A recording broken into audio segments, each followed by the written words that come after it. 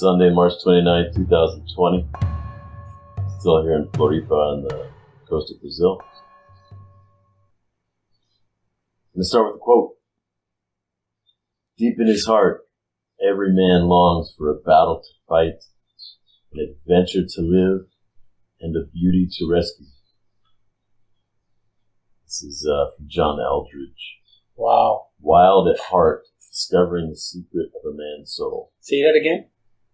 Deep in his heart, every man longs for a battle to fight, an adventure to live, and a beauty to rescue. Another quote from him here is, we don't need accountability groups. We need fellow warriors, someone to fight alongside, someone to watch our back. So resonate with that. Mm-hmm. And there are a lot of groups out there, self-help groups, business groups, and you have accountability just kind of with the hodgepodge of people, whoever signed up for the program and the kind of accountability that you often get when there's women involved or when there's men who are not used to being only in a space of men. Very different from what you can find in a group of men. And I don't necessarily mean like just a group of boys, just a group of friends.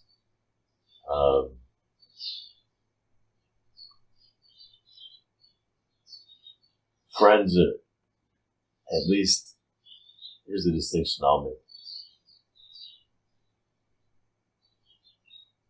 Friends, at least for, I would say, younger folks, especially in like America, where we don't really have much of a distinction for elders and adults. There's not much respect for them as like these people who are going to usher us into a new level of wisdom and responsibility and everything else. We more think of each other as we're all just equal individuals. Right. And there's not a great honoring for elders. And so, in fact, there's often disdain. Yeah. And it's not like it's undeserved, because many adults there also don't show up as like elders for the youth. They show up more as friends. But even as a general society, youth is seen as the valor or the most important part to have youth. Yeah, we worship youth, and also young people who know the technology. They're in tune with social media. And it's easier to see that it'd be easier to have the perspective that the young people know what's going on, not the old people. Whereas I think in most times around the world, you would think, well, the old people really know what's going on. Man, this guy's been around 70 years. The things he's seen, the battles he's fought, the journeys he's been on, and you would just want to go be around him, listen to his stories, and learn from him. Now it's like everything's on Google, and the old people don't even know how to use or find the ways to access the knowledge online. It's because, maybe this is off the tangent, but change, who can understand change better and rapid change, growing change. This seems valid, that younger people are more able to deal with that, and therefore they're more important.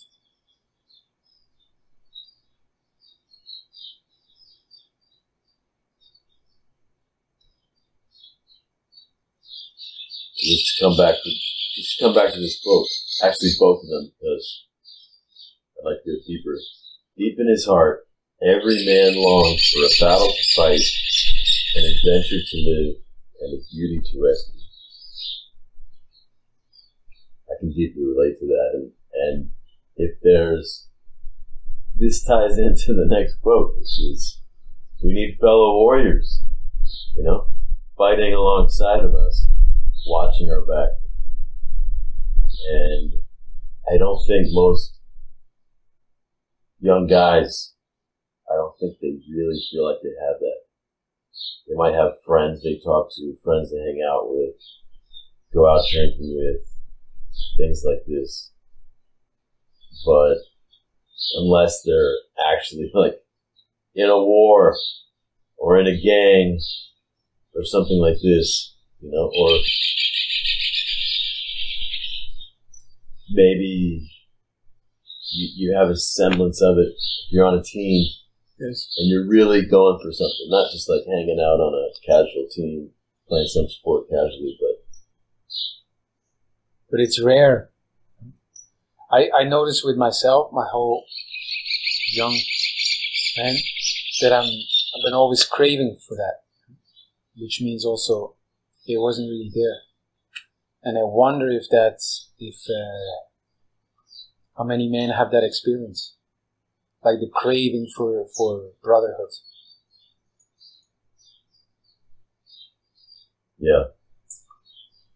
And even if they don't or can't identify it, I would say it's a longing in a way. Even if it's unidentified, it's something's missing. Yes. Because we've always had that. Like, human beings are social animals. Men, you look at most cultures, especially going back in time. When I was telling you about this indigenous tribe, I just spent a couple of days with them in Panama. They dedicate like a third of their land to their indigenous people. And we took this indigenous guy took us up this like long canoe, really long canoe with a motor at the back. Took us up the river quite a ways to where his people stayed. And when we got there was almost no men, no boys. They all didn't come home until after the sun went down. And then you hear them, and there's the men and the women and the girls and the boys. They're all hanging out. But during the day, it was just the women and girls that were in the village. And there's this mixing, men and women hanging out, boys and girls hanging out. It's just not a part of their reality. The boys are off hunting and killing and shooting and throwing stones and challenging themselves to gain mastery and fishing and swimming and who knows what. And the men were off working, building, getting resources, hunting, whatever they're doing. And they're all doing it together. And the women are all hanging out together. So there's great togetherness, but there's really, really deep connection, the men with the men and the women with the women. And that's something that mostly we miss. And we might, if we've never really had that, we might not even know what's missing. Right. I remember talking with Heidi, a friend of mine, a woman, and I asked her if she loves men. She said yes. And I said, what is it in men that you love? And she described like what she really loves is when men are among men. And she could see it and witness it there. And the loyalty that's there between men and how they're men among men. And women are just, or she described it how that's super attractive to her. To see a man being a man among men. Got another quote here from the same guy. You have to get this book, by the way. Just have a series of great quotes. It says, in order to understand how a man receives a wound, you must understand the central truth of a boy's journey to manhood. Masculinity is bestowed. A boy learns who he is and what he's got from a man, or the company of men. He cannot learn it any other place. He cannot learn it from other boys, and he cannot learn it from the world of women. So if he doesn't have that, there's a wound there. There's a missing. Another quote from him here. Adventure, with all its requisite danger and wildness, is a deeply spiritual longing written into the soul of a man. The masculine heart needs a place where nothing is prefabricated, modular, non-fat, Ziploc, franchised, online, microwavable.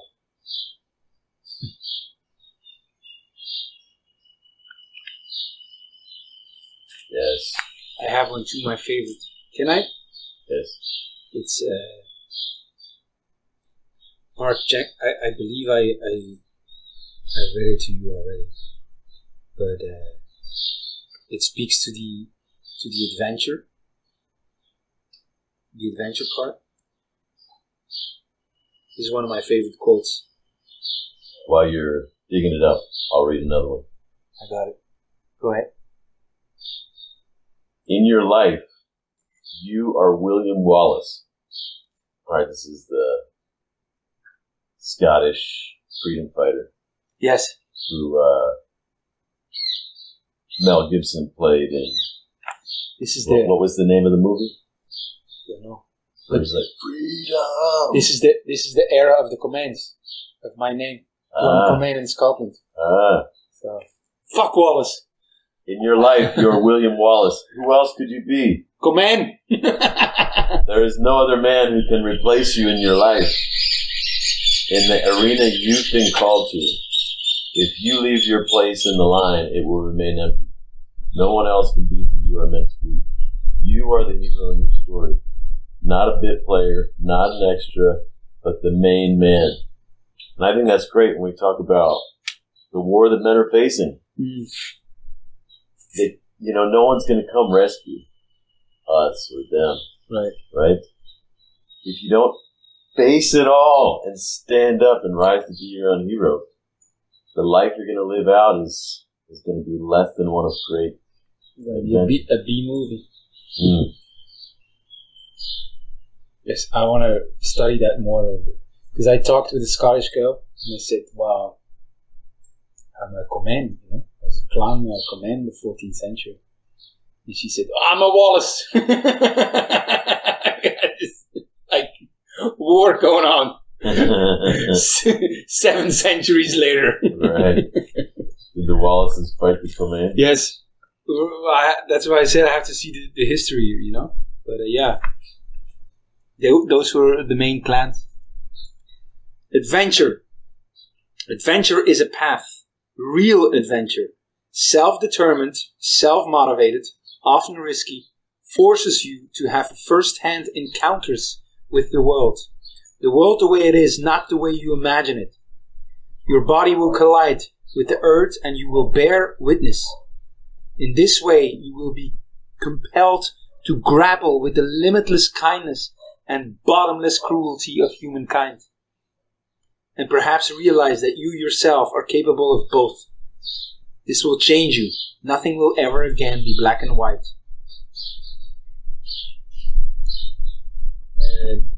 Yeah, it stresses something different, but to me, that's what adventure does. Is the encounter, is the element of surprise, and it has the inclusion of both everything that's beautiful and good and everything that's bad. This brings me to a theme I keep coming back to as I work on my book, which is that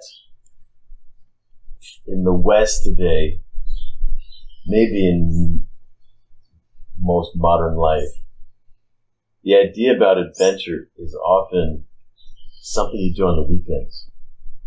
Camping trip. Right. Drive to the beach, to the coast. Some kind of sporting thing. It's commodified. It's packaged. Yes. And in part because of how complex the economy is and how high the taxes are and the regulations and everything else, it makes sense that you really have to stay focused on being efficient and productive, the 9 to 5 and the overtime and the saving the money. And, even though we live in this real state of abundance, it's as if we live in scarcity because we need to prepare for tax day and we need to pay our bills. And like the cost of just living is so high that there's no space and freedom for grand adventure. And when I went to Africa that first time, and I left for a month, it was irresponsible, by the standards of my culture. Financially irresponsible, impractical, it doesn't make sense. And I was judged that way for going. And, then later I left for 2 months to Africa and so on and so on. And my thinking about that is, and I'm not saying that every man needs to live like me, but what makes me come alive is to be living a life where it's more like I just announce, I'm going here, or I'm doing that, these big challenges that can be like jumping into the deep end. And I don't know how I'm going to get there. And I don't know if I'll run out of money on the way. I don't know what skills I'm going to have to learn. But it's not like,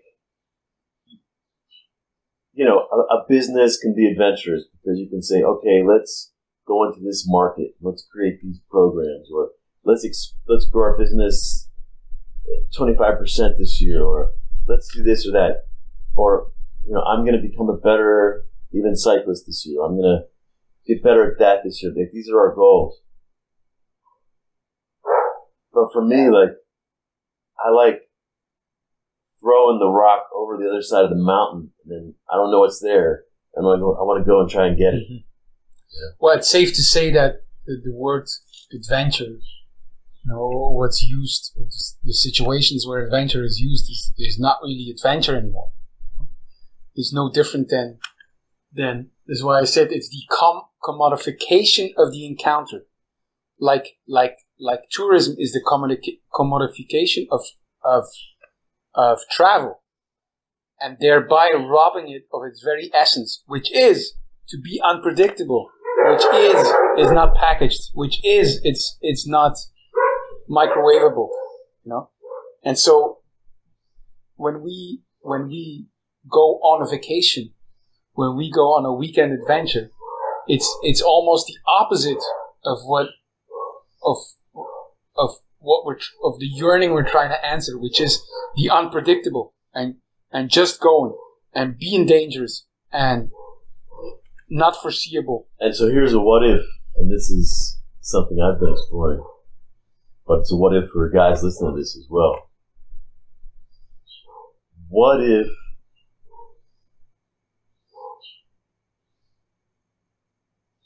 you pursued aliveness and adventure, right, instead of success, image, keeping up with the Joneses, whatever it is that you're pursuing? Because a lot of times what's the goals that we're aiming for are so much given to us by the culture, right?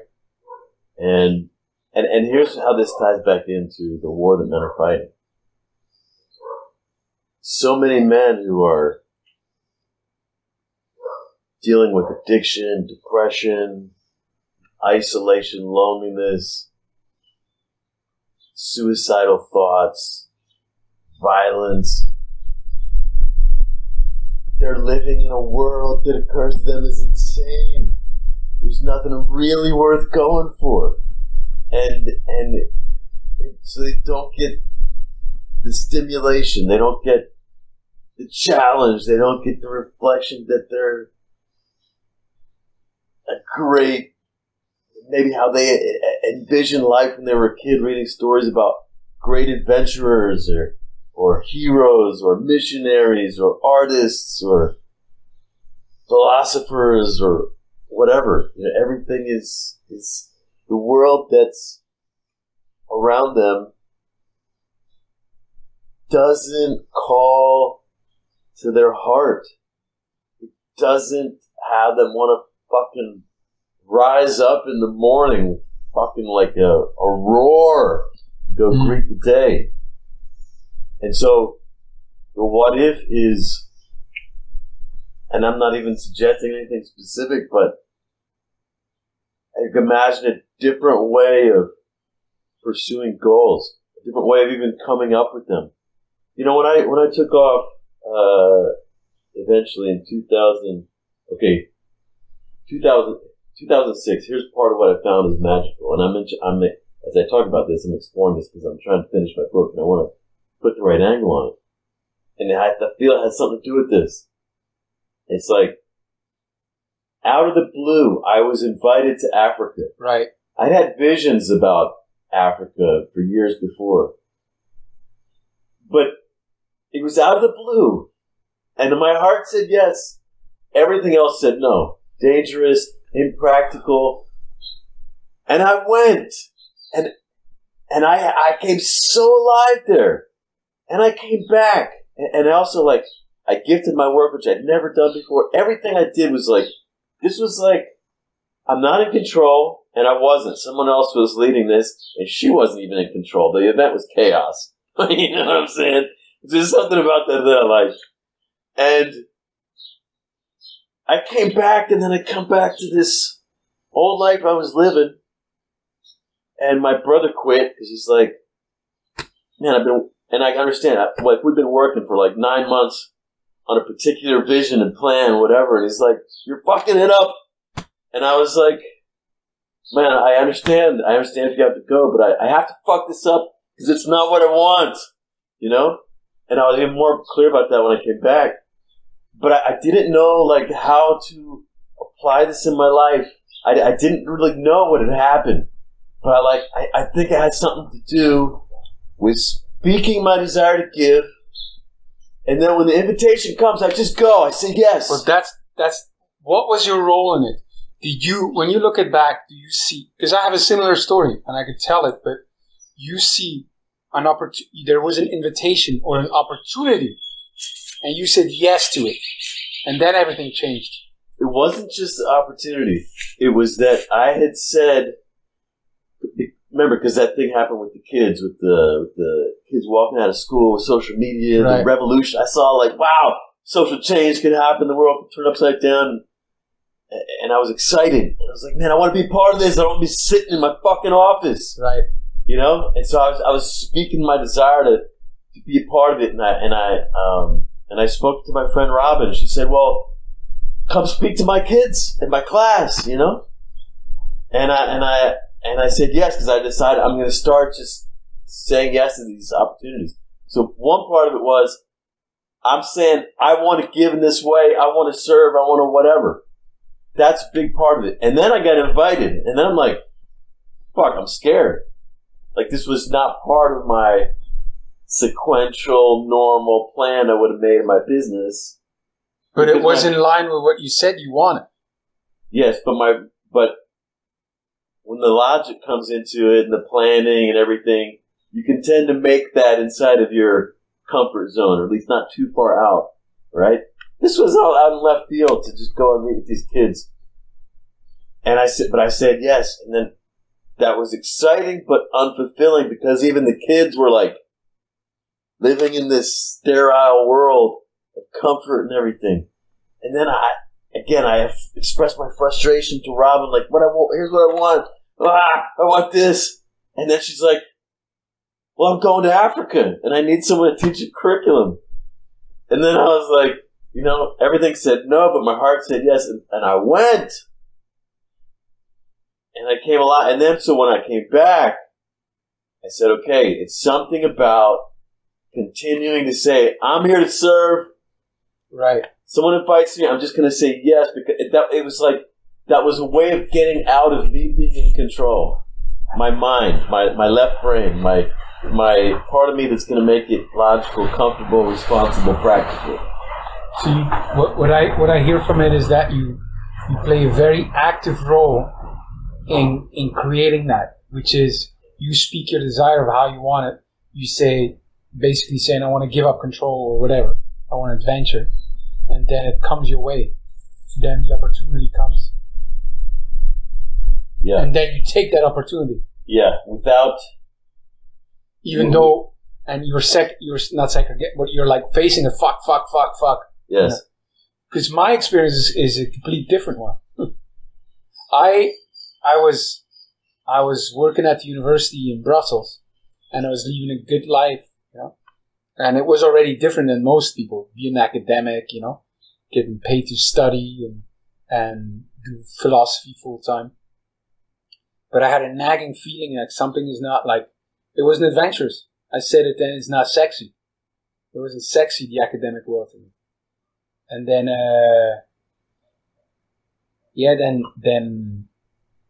then I met Zan, and I got an opportunity there to completely change my life, be on an adventure, go and chase skirts.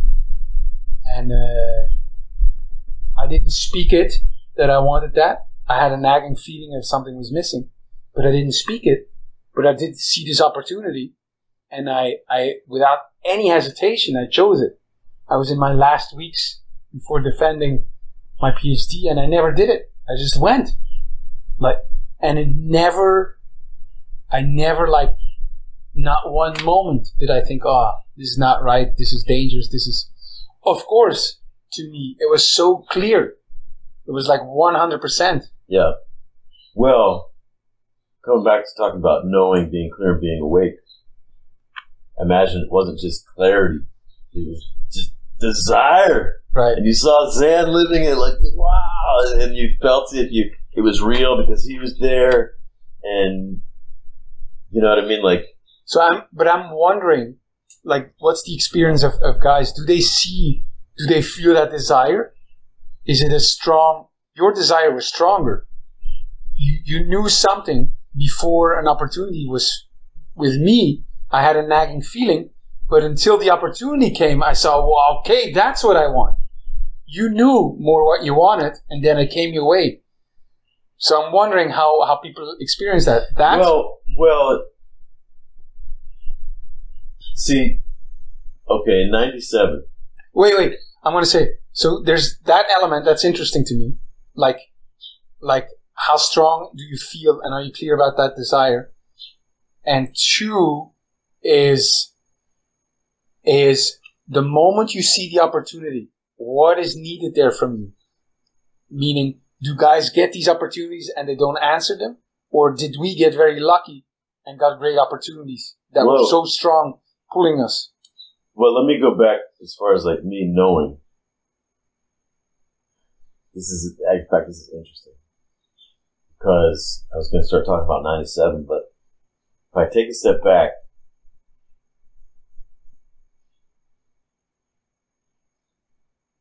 in 94, I got some letters from my brother. My brother was in university. He'd gone out to my dad's ranch for the summer, and he must have been about, 19 or 20. And we come from a Mormon background, and at 19, you're a Mormon boy, you're supposed to go on a mission for 2 years, converting people to Mormonism, right? So my dad's working on him. He's out there for the summer. My brother's, this is back before, laptops and internet and all this sort of thing. And it's Mike, help him. Dad's trying to get him to go on a mission, And I felt the call, because I'd broken free. And man, it was a journey to break free. This is from a cult. I don't want to say necessarily that Mormonism is a cult, but the indoctrination that we had, the path, and honor was even a part of it, Anyway, I said yes to the call, to that. That was go fucking rescue my brother? Fuck yeah!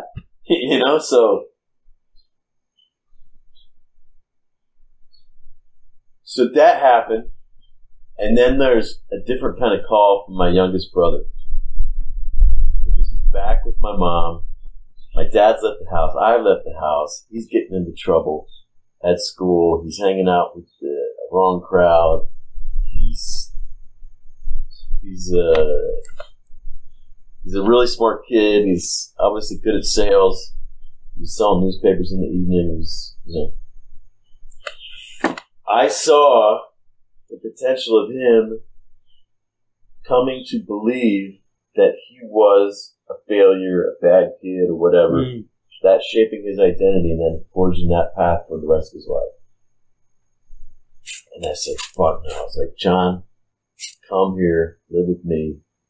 You smart, you have what it takes.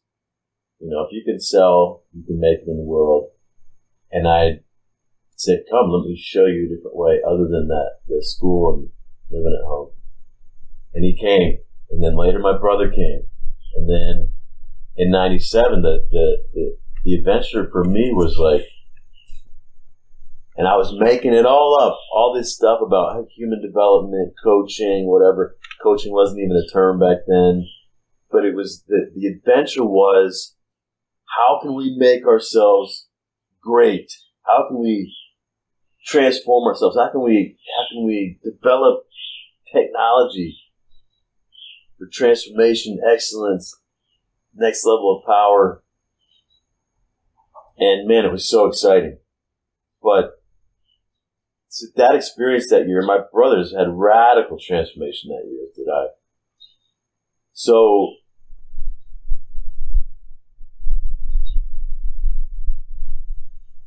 my brothers went off. They eventually said, Mike, we got this. We don't need you. It's very difficult for me. And then I said, well, we had visions together of this spreading to the world, this work being out in the world. And they kind of started laughing about it. They're like, that was just a bunch of whatever. And I was like, no, it's going to happen. So I fucking worked. And I brought it to the world in 2002. Started doing my events, but I did it to adults. I did it to people I thought could pay for it. And whoever showed up at my events. And in a way, it was exciting. It was great. It was challenging. But in a way, it was not what it was with my brothers in 97, you know?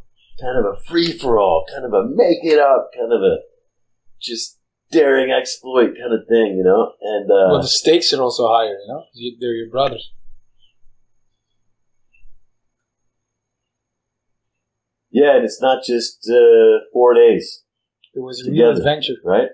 Yeah. Yeah, not just 4 days and then people leave, you know? Wow. That's a great insight.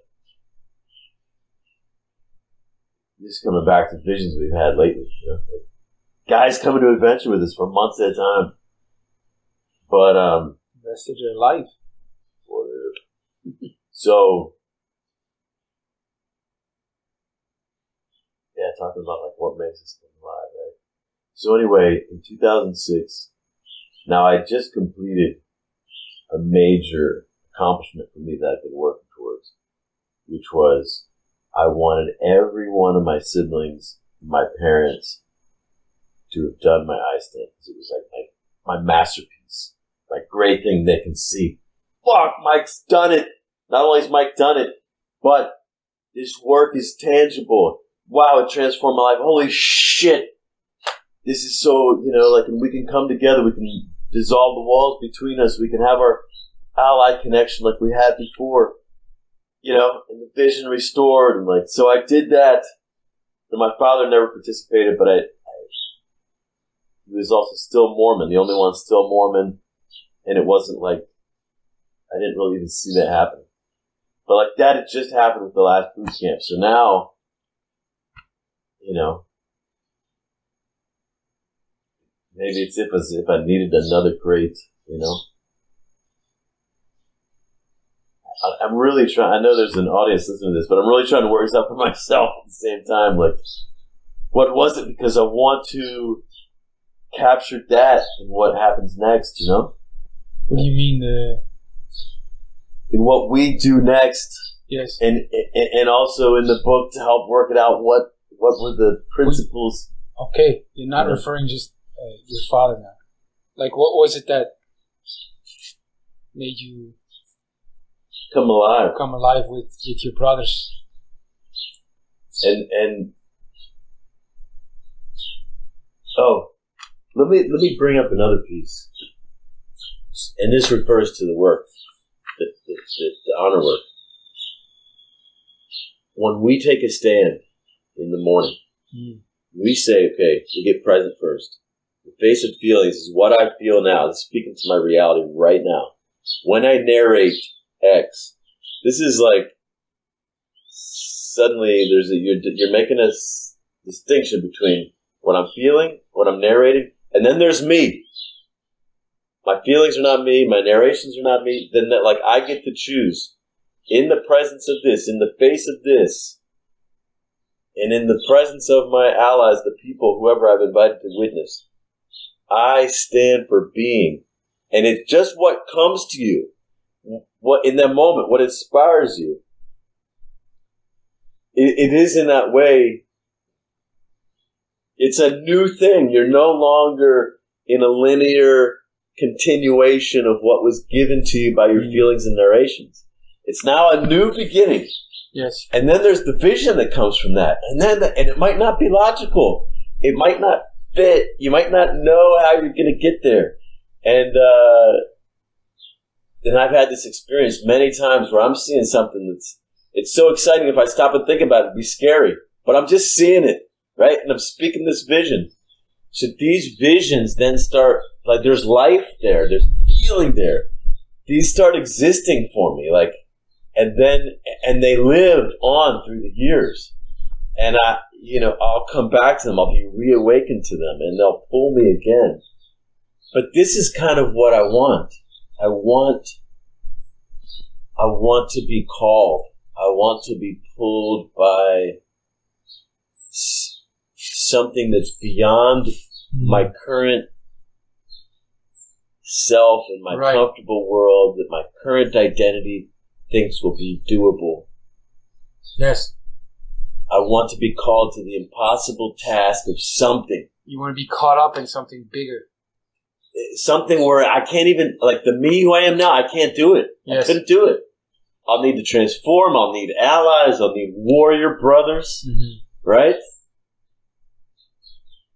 And it comes back to that quote that we started with, like, deep inside of every man's heart is the yearning for adventure and a war to fight, beauty to rescue. There's a great scene in I love the beauty to rescue part also. What was it? A war to fight, adventure to live, and a dream, or a beauty to rescue. Yes. But as you're pulling that quote up, you think of someone like Anthony, right? He's just beginning university, everything's possible, but he's beginning to pursue a certain track as far as his training. And he thinks I'll be a psychologist or whatever. And so he pursues that path in university, and I think most guys face this, and they're like, okay, this is where life begins to close down.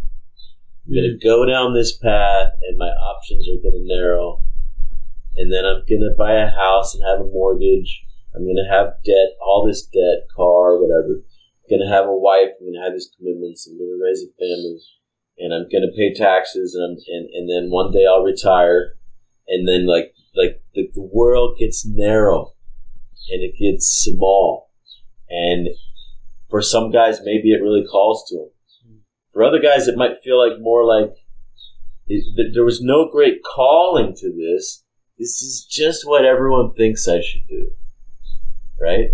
And I'm saying, if you're not called to it, fuck it. And this is the responsibility, I think, of elders.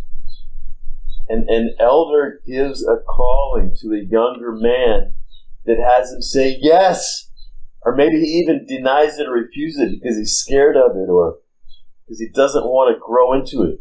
But the elder gives him a calling, not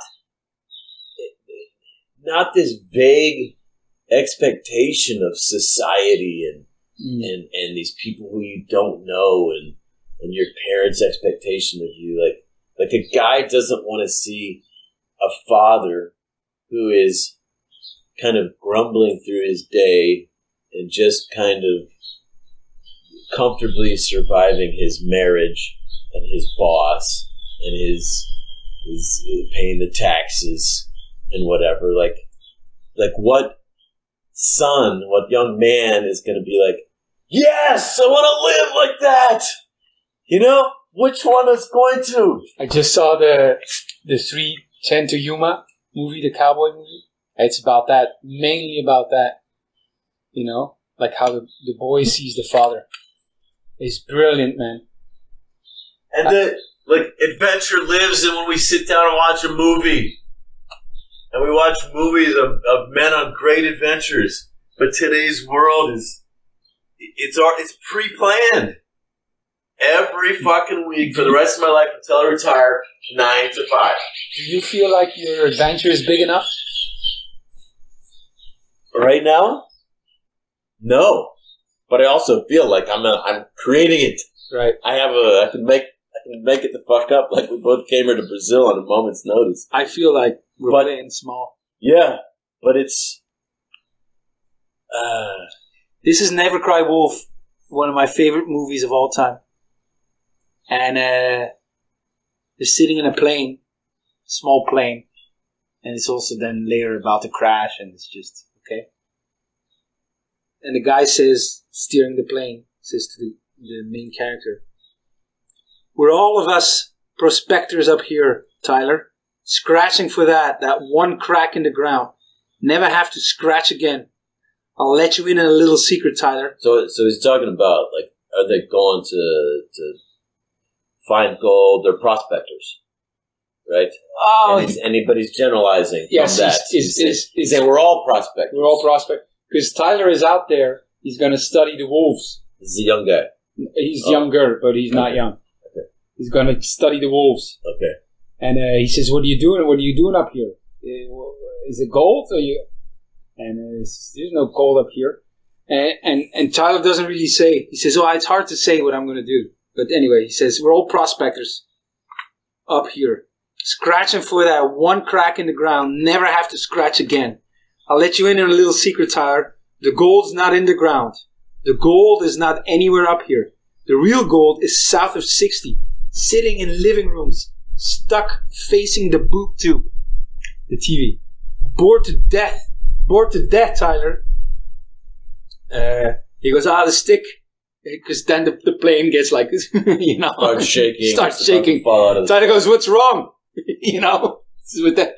And the guy goes, "Boredom, Tyler." "Boredom. That's what's wrong. How you beat boredom, Tyler?" And the guy, he says, "Adventure. Adventure." And then he gets in mid-flight. He takes the stick. He says, "Take the stick." And he goes outside, hanging on the plane, repairing it, you know, just trying to keep them from dying. And the guy, the researcher, the scientist, he's like, he's in full panic. And the other is almost happy that something is happening, right? You know, because he's like, "Fuck this shit." And he goes, "Ah!" And they're headed towards the mountain. Yes, right? And he's like, he feels alive in it. He just and then he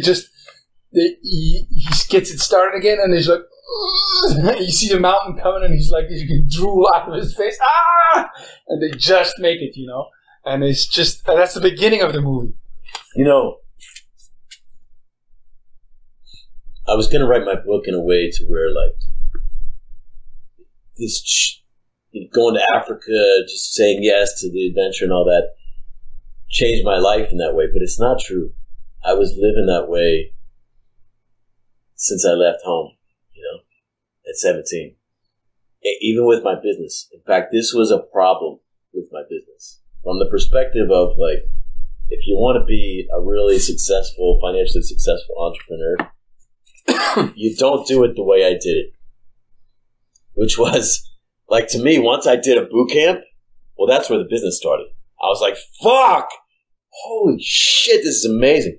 I in the face of fear and everything else, I showed up, and I was someone during that event I'd never been before. And so I just threw the stone again. All right, another one's going to happen. And then it's like, you have to do everything to make it happen, then show up and make miracles happen. It's like, I love the challenge. But I just keep throwing the stone like it's something impossible out here, something impossible. It was not, it was not like a sustainable business model, you know?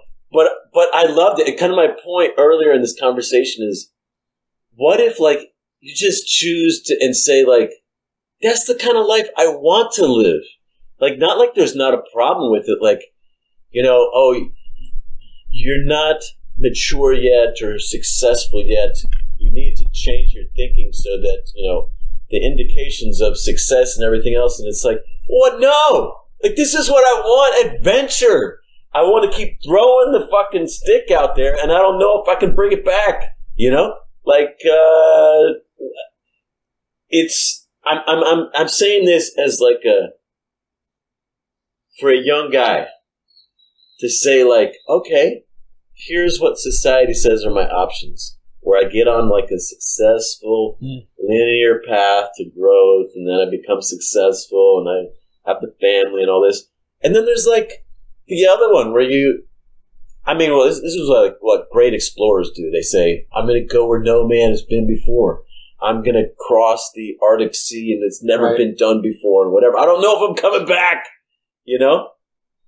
Like, you don't even hear, like, that was never really introduced to me as an option, It was always, if I live my life this way, I'm doing it wrong. I'm not being responsible. Yes. I'm not being intelligent. It's not a successful way of doing things. But that's it comes down to not getting the real fatherly advice. It's the mom's advice to say, be safe. Is the father's advice to say, jump, be courageous. And so all of us men, we get the advice of mommy, Society is mommy. It's not daddy. We're not trained to throw the stone. We're not trained to choose adventure and courage. Yeah, and my dad was definitely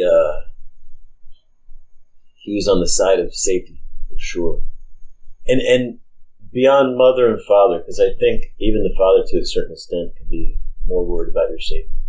But like uncles, grandfather, other elders who are not so it's not so much up to them to keep you safe, which most of us don't have. Like, a lot of us don't have. I told you about my grandfather.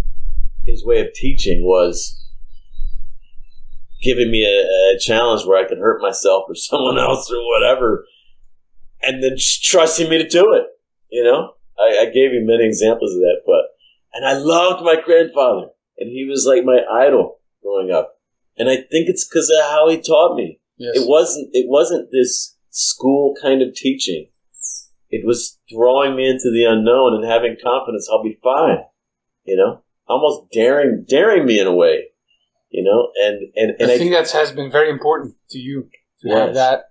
And it was in very small pieces for a few weeks in the summer break. But it's enough to have like, what? Yeah. To see a possibility. I didn't have that. I'm thinking of my grandfathers and blessed him, but he's pacified. And I think back, coming back to my stories, I'm trying to figure this out from my book.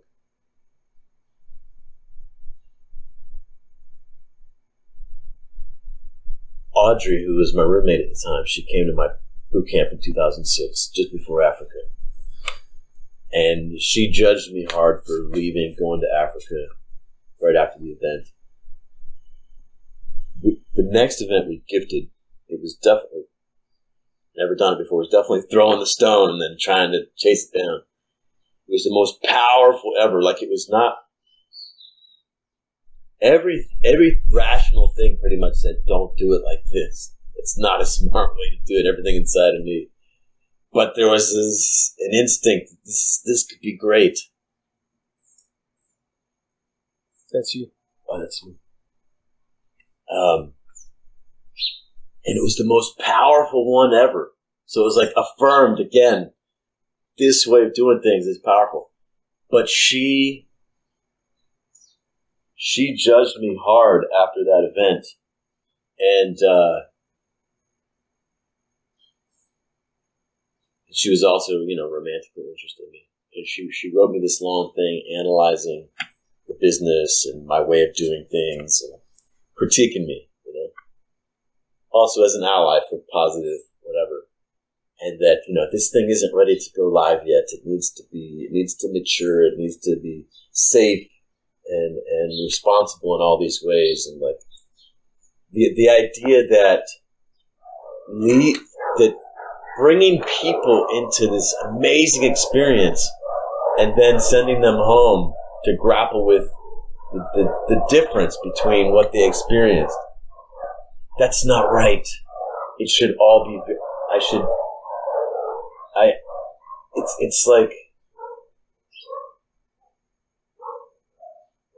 I want to teach like my grandfather. Right. I want to give people experiences and challenges, throw them into the unknown, because that's what made me come alive. It seems like in your story that you had both you had that glimpse of the adventure that was strong, and you saw the example of your grandfather and all of that, and at the same time you had the other thing that is stay safe, feeling judged for wanting adventure, and that like you speak them that it's strong, like the audience to judge you. Like in my story, I don't have it. I don't have the strong models that call me to adventure. Like clearly, oh, there's that, and I don't have the one that goes against and said, "Hey, it's wrong to do that." It's this. What I'm raised in is this undefinable drag that's constantly there, pulling me down without me realizing it, not seeing it. And I think that's a very real experience for a lot of guys. That it's like they have no idea of that call of adventure and how that looks. Yes. They don't have examples, role models, yeah. And they don't have a strong judgment against it either. Because it's like that doesn't happen. Everything's okay. Everything is okay. For me, everything was okay, and I was already different than most people. They would tell me it was a strange story, my life. And still, when I look back at it, it was just complete. To me, when I look back at it, it was beige. Too flat, too lukewarm. Beige, yes. But I didn't know what was wrong until I got an opportunity for something. And I said, whoa. Huh? Like what? Yeah. And I never sensed, like it was so clear, I never sensed a judgment against it from anyone else. I never second guessed it, ever. I did not feel like it needed my courage at all. I didn't need to, like, people look at it and they say, wow, you gave up that's incredible. And I'm like, huh? It was so evident. Yeah. Like, I can see even now more your hunger for a great adventure. Yes. It almost probably occurs like something you have a habit for. Like you want the kind of epic adventure that you have a habit for. Yes. Or the scale of it or something like that. The magnitude of it. Well, that was adventurous. Like looking at it was adventurous because I'm changing my life. I'm doing something different. I'm shifting it completely. I'm giving away all my possessions. I'm going travel now. I'm going in the world doing something that very few people do. There's no business idea around it. Yeah. But well, so another way of. We only have a couple of minutes. I'm okay if this is an exception. By the way, I want to stay in this conversation. Another one of my invitations to adventure was, like, I was on this Mormon path my whole life. It's very distinct, black and white. The world outside was black, people misled by Satan and everything else. There's a white world of light and God and holy and all this, and then the black world. There wasn't an in-between. When my mother one night told me my dad's not coming home, and she dropped me off at a friend's house, and my whole world shattered. My mom, we started not going to church, everything else, like the whole created world that I lived in about what's true, what's right, and what's wrong, just like it felt like the earth was taken out from under my feet, and I was in free fall. That was a huge invitation to adventure, right? You know, and it was at the perfect time. I was 14, you know, like maybe much younger. It would have been traumatic. And okay, it was traumatic, but I'm so grateful for it. You know, yes. What's what I needed at 14, you know, and I got to figure it out myself, and I became like this sleuth. What's really going on with my mom and my dad? What's the truth about the church? What's, you know, and it was this huge, like, mission I was on, not for fun. If I choose the wrong path here, I could end up in hell for all eternity, you know? If I don't stay if I don't hold the line of the church, you know? And so I was thrown into this great adventure. It just occurs to me now, like that was definitely not safe. My parents didn't know where they were taking me. It wasn't like they said, okay, now we've both decided instead of church, we're going to go to this other church and whatever. No, it was like they were at war. One that each said the other was wrong. It clearly they're both wrong because, you know, and I think like young men, boys, you know, when you reach age 12, 13, 14, it's the great time to head out into the wilderness, to be in the unknown.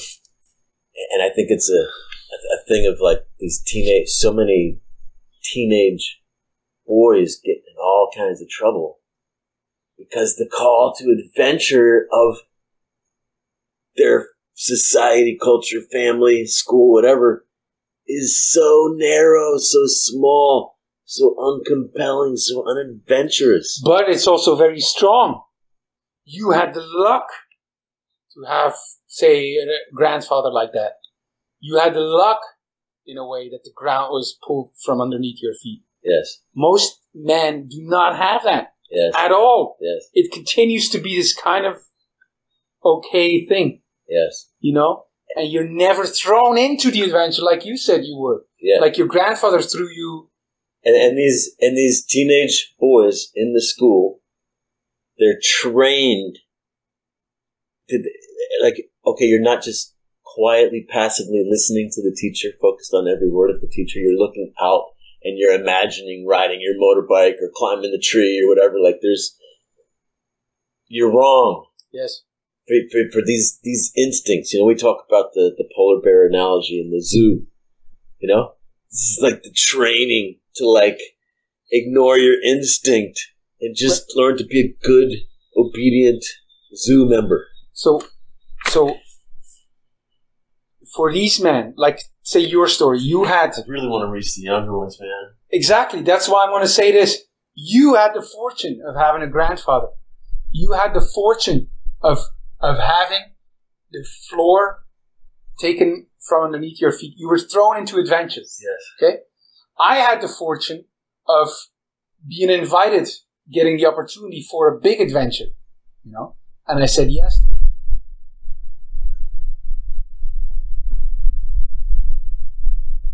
What can we offer to guys so they get either thrown into it or see a great opportunity for adventure? Because in a way, for most men, it is harder to choose the path of adventure than it has been for us. Because you were thrown into it. I got great opportunity. What do they have? Here's one response I have to that. And I'll call back on my I stance.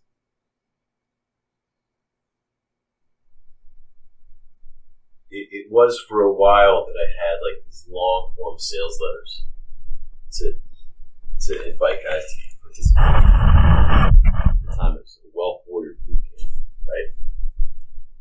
Later I changed it to this, to a call, a simple call. And the one from March 2007 was calling for 30 visionaries from around the world to unite in Austin, Texas, face everything, avoid nothing, and stand for humanity. That was it. And then, like, to some of them, it's like exactly the calling they want. The kind of calling they've been longing for, you know? And they're like, yes! Some were scared, some had to be nurtured into it or whatever, but either way, you're taking a leap just by showing up. And I think that our offers should be like that. It has to be a leap. And I'm saying that's one thing that we can do is what if? This is what if to myself as well. What if we don't offer things that are so easy? What if we offer them, and what if doing anything with us is an adventure in the way that it's crafted, in the way that they're called to it? We're calling 30 men to join us for a path of adventure, romance, and brotherhood. If this is you, answer the call. Yeah. Yeah, like, you know, me and my brother, 2005, 2006, we were building this membership, this online membership. Man, we worked so many hours on this. I know why my brother was frustrated. You know, we worked so many hours, and then I'm like, I don't want to do it because the kind of people that were showing up, and it was all online. Where's the adventure? You know, and I don't just want adventure for the people. I want adventure for myself. Yes. I don't want to be doing the same predictable thing as a product or a service or an offering. And like, I don't just want to create adventure for people. I want to be on the adventure. Yes. I don't just want to be the guy crafting. The tour guide. No, I don't want to be the tour guide showing the goddamn same thing over and over again. You want man next to you hacking the yes. path in the jungle. Yes. Yes. And I'm learning. I'm as challenged as they are. Or more. I'm learning as much as they are, or more. I'm transformed by the experience as much as they are, or more. That's what I want. That's the kind of quote-unquote business model I want. We want brothers in arms. We're Los Conquistadores. Yes. You know, landing on the beaches here of Brazil. Yes. And hacking their way through the jungle with danger everywhere. You know, ready to kill and die. Yes. Speaking somewhat metaphorically, but yeah. That's... Somewhat metaphorically. Well, I don't know that we're going to create an adventure where we're hacking through the jungle, ready to, you know, killing and dying and all that. That's why I said somewhat metaphorically. Yeah. But really, like... Yes, that's what I want. Seriously, like somewhat metaphorically, where is the adventure of Los Conquistadores for us? I want men who are showing up and they're fucking excited, half because they're scared shitless of what's going to happen. And they're so on fire that we're scared shitless, you know, because now we're part of this shit. But really asking you, you know, and guys, why is it somewhat metaphorically? Why is there not real danger in what we do? You know, like life-threatening. Yeah, this is great. This is great that you bring it up.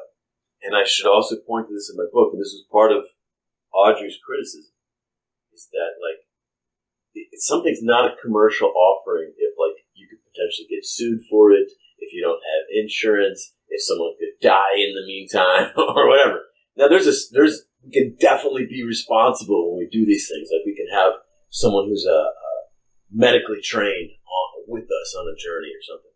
We can, there's things we can do, but there's no guarantee of safety. There's no guarantee of making it to the destination. But even things where, like, I'm even talking about just things like a guy wants to be mentored by you. You could craft the invitation in a way that is a call to adventure. Okay. Well, I'm going to push this a little further. We say, you know, our war these days is a spiritual war. And, you know, and I can see, I resonate with that in some levels. But on another level, I'm thinking, the fuck? You know? that's in a way also like playing safe. You know? If you're What is playing safe? saying it's a spiritual war, Mm. what if there's a real war? Yeah. You know? Like, fuck this shit. Yeah. Like, what if, say, Corona times, you know? What if we jump on the occasion to go and save people?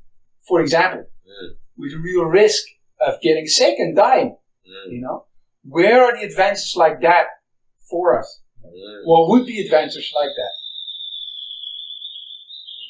Like, what would be a real adventure to you? Like, and maybe the fact that you could articulate it makes it not a real adventure anymore. It's got to be something that you haven't thought of. Like, fuck, shit, I'm not ready for this. No, this is not what I signed up for. Well, this was part of the idea of Adventure Club, a Coyote Club. Well, maybe that's what I'm saying. Maybe you can't think of a club. Maybe you can't organize it. Maybe it has to be like brought to you, and you're like, maybe it's like you're on this horse and you don't remember even getting on it. You're on it now. Right. You know? Right. It does. You can't define it. You can't predict it. You can't announce it. You can't clubify it. Well, that is life in a way. Yes. Right? But being a part of a group of men who are up to great things, who are going to call the other men. Yeah. Maybe the only thing that can unite us is a commitment to adventure, and that's it. A commitment to adventure. I want adventure. You want adventure? Let's go. And then it's like, you know, where I don't know where we're going. Yeah. You know? Maybe that's the only thing. Yes. Well, if we come back to the quote from the beginning of this conversation, what if what we provide is a call to adventure, a war to fight? We identify the war that we're fighting, and it's a spiritual war in terms of like honor and suffering. And we provide fellow warriors to fight alongside of. And this is what we do, you know? You're going to come with us, whether it's for however many days, whether it's in person or not, whatever it is, that we're going to give them a war to fight. We're going to define what the war is, right? And we're going to be there with them. It's a call to adventure. Beauty's the rescue. We'll have to figure that piece out. But even if it's not that all the time, right?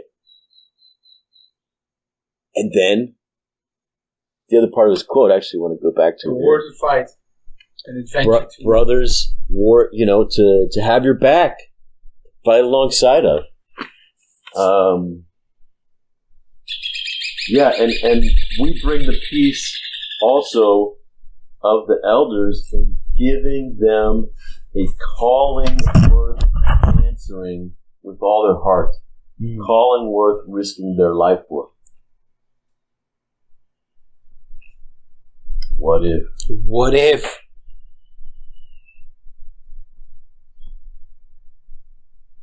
We give them the kind of calling that makes them want to respond like William Wallace. Freedom!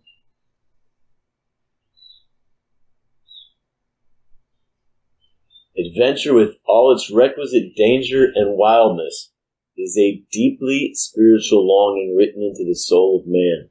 The masculine heart needs a place where nothing is prefabricated, modular, non-fat, Ziploc franchised, online, or microwavable.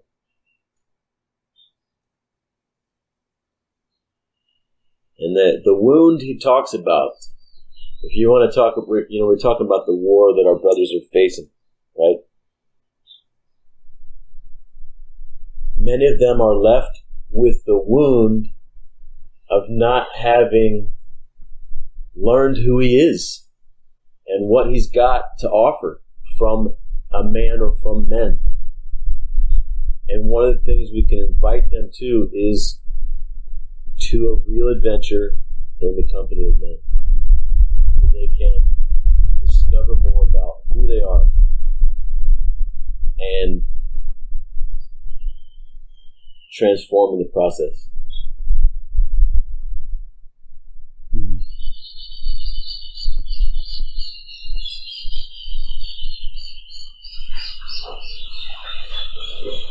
Let's end with this.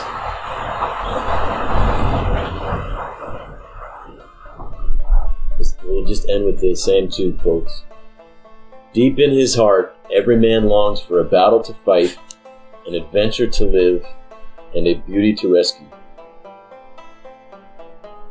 We don't need accountability groups. We need fellow warriors, someone to fight alongside, someone to watch our back.